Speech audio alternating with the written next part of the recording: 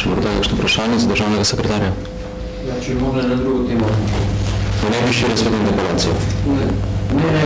Interpelacija je za druge ministra, to je morda za tako postopki.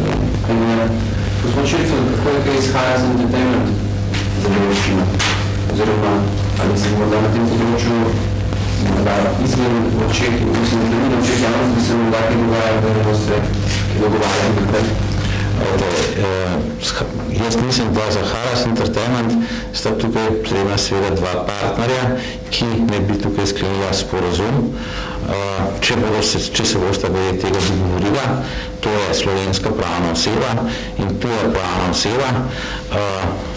Vlada oziroma država je pa tista, ki ne bi tukaj naredila seveda ustvarila določene pogoje za konkurenčno delovanje posameznih družb. Z drugimi besedami želim povedati, da je tisto, kar vlada, kar je naloga vlade, v bistvu to, da stvarja zakonske pogoje. Kako pa sami pogovori potekajo med tema partnerja, pa ne vem.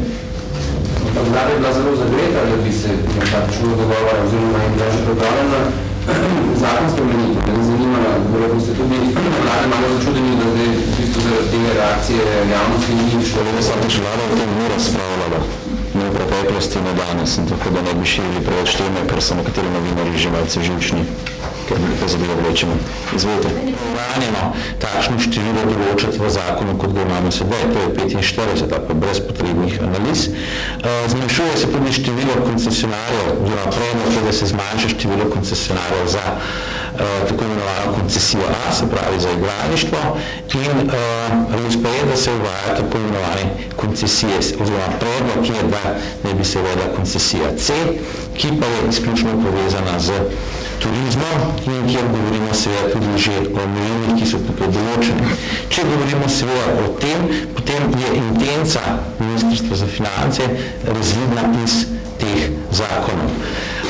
Jaz pravzaprav vašega vprašanja, če govorite o pritisku na Ministrstvo za finance, lahko vemo, da nihče ne pritiska na Ministrstvo za finance in tudi Ministrstvo za finance ne dopusti nekih pritiskov.